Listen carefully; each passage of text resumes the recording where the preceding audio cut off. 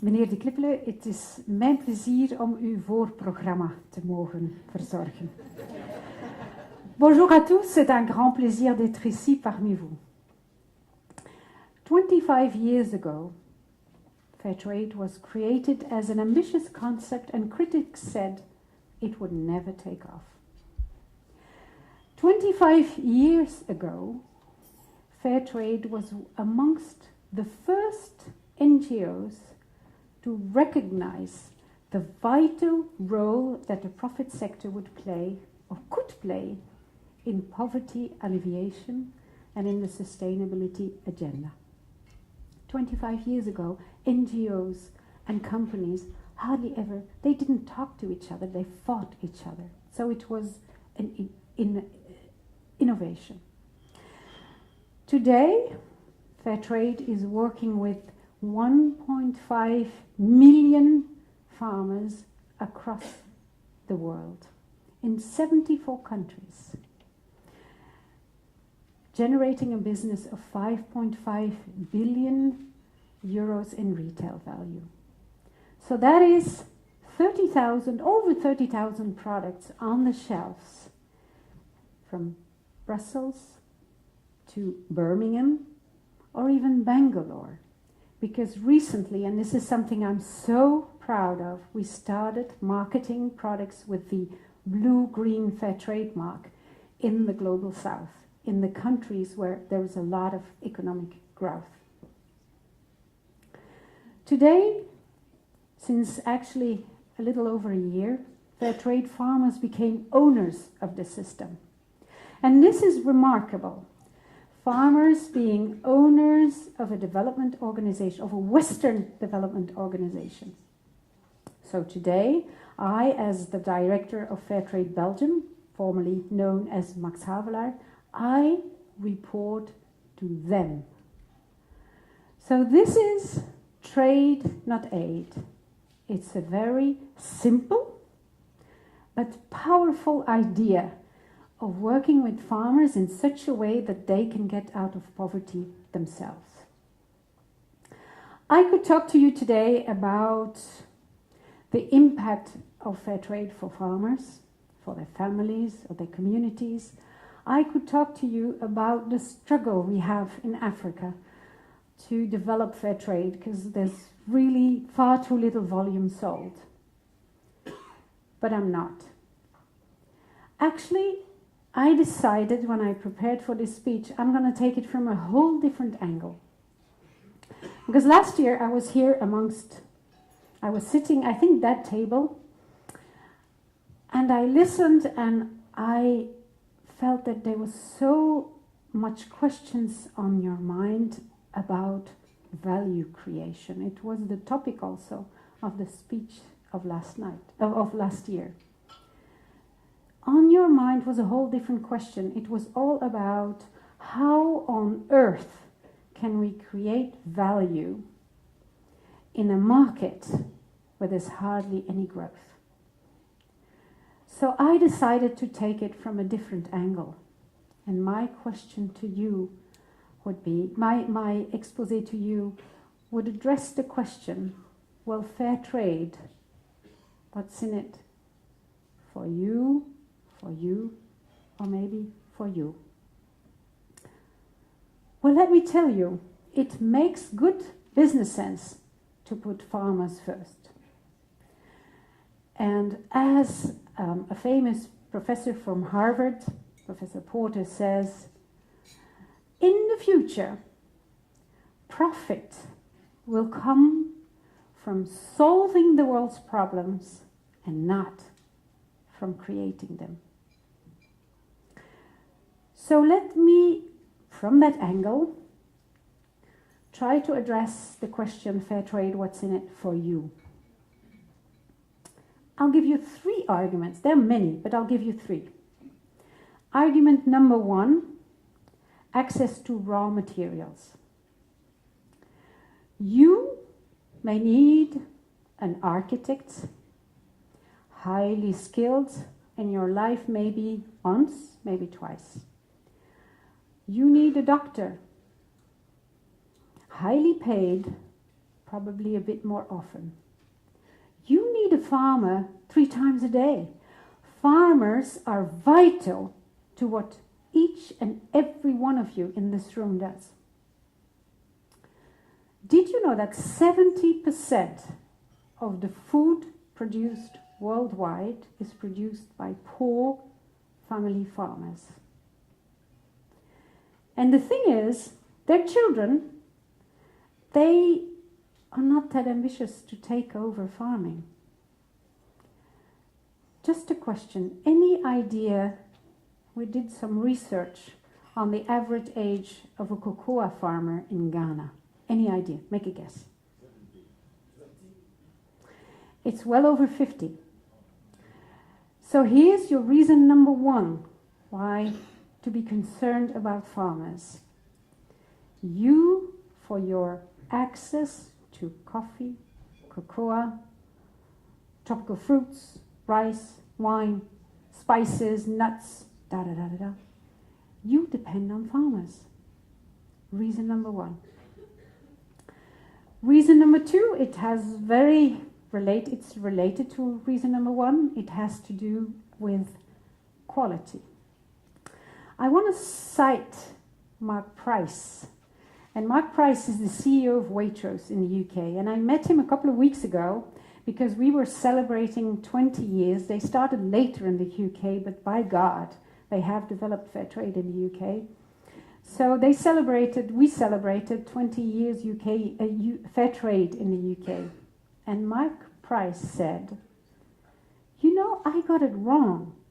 I thought that the value equation for Fairtrade was I, Waitrose, buy on Fairtrade terms, I give farmers a better life, and my customers appreciate it.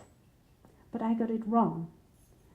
Actually, he discovered when visiting Fairtrade farmers in Africa why the quality of his coffee when bought on Fairtrade terms was superior than when bought conventionally. So this is why companies like Ferrero, present in the room, I don't know where you are, but you are somewhere here, we have recently entered in a partnership on the sourcing of raw materials. Same for Nespresso.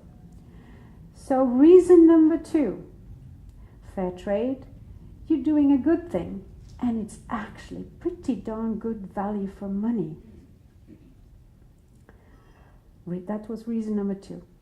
Reason number 3, Fairtrade is an excellent brand equity builder and business builder. Brands that have embraced us have benefited from it. When we look at the situation in Belgium, 3 of our partners became companies of the year over the last decade. Of course, we don't take all the credit, just a little bit of the credit for that. One of them, they're actually here, I'm actually somewhere there, Nico became company of the year, and they will be serving you excellent Fairtrade coffee from a source in Latin America. So please enjoy the Puro Fairtrade coffee with the dessert. We're working today in 124 countries actually, and in some of them we're getting from niche to mainstream. In Switzerland, Fairtrade bananas have 54% market share.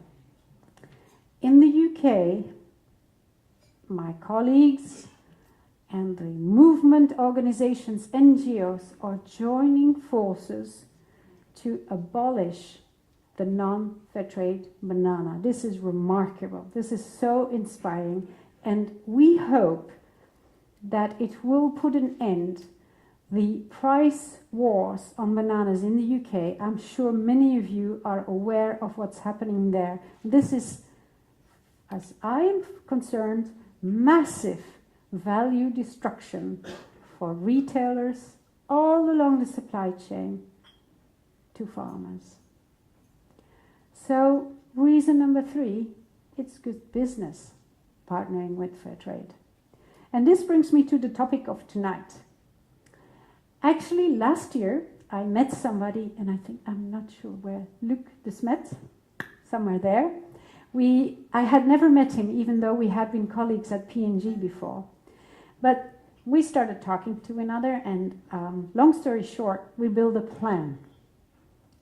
Because our mission in Belgium, our objective is to double Fairtrade bananas in Belgium. And so, with a lot of help, I can tell you, Piet Salens, wonderful, how Piet helped us.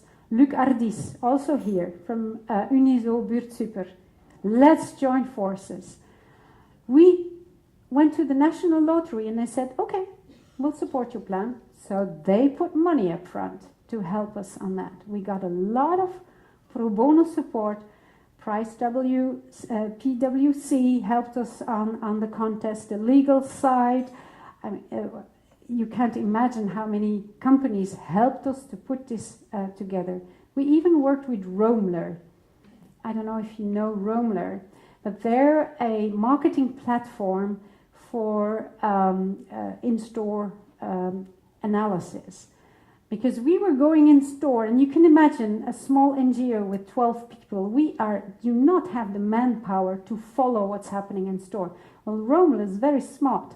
You know, they're a platform for smartphone users, so online, through the pictures taking of the Roamler members, we could follow in every single store, 160 stores.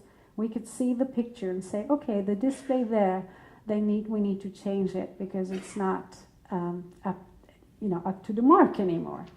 This is absolutely great. So we named our action Banana Boost because we wanted to double bananas, and I suggest we first look at a movie that gives you an idea of the action.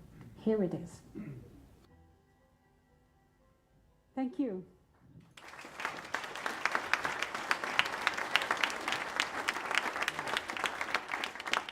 Absolutely great. This is a dream worth having, and this is a dream worth going for.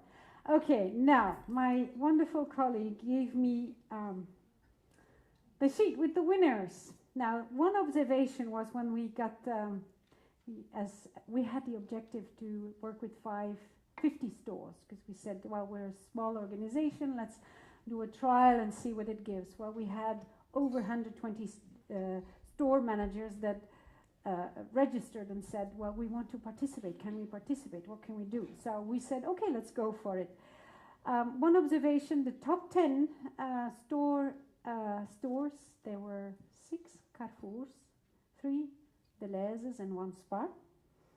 And out of those, we selected, on basis of the volume sold, there were 5 winners. The first, well, it's in random order, because all 5 were pretty equal. Carrefour, Mesdag Market, Mézières, Michael Boxtal, and Dorothy Lardinois. I'd like to ask you a friend. Big round of applause.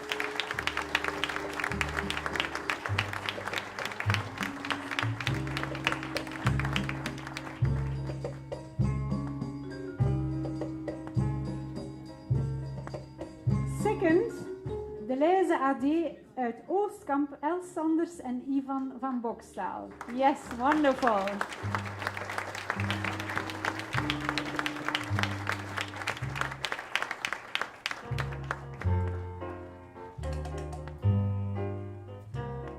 Carrefour Market van Jeunval, en zij konden hier niet zijn, représenté par monsieur Luc Demey. Luc, est-ce que je ne sais pas où est-ce que vous êtes, Luc?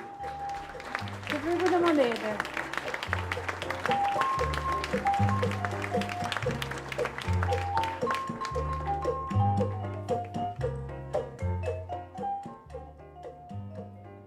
Deleuze AD de Sainte-Witte, représenté par monsieur Marc de Buskere ou Xavier Uri, je ne sais.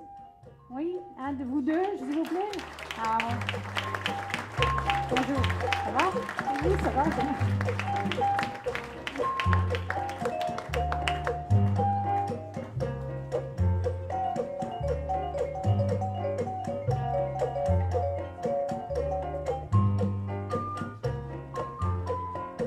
And last but not least, Carrefour Market from Tremelo. Van der Meers, Geert en Laura, mag ik jullie vragen om naar voren te komen.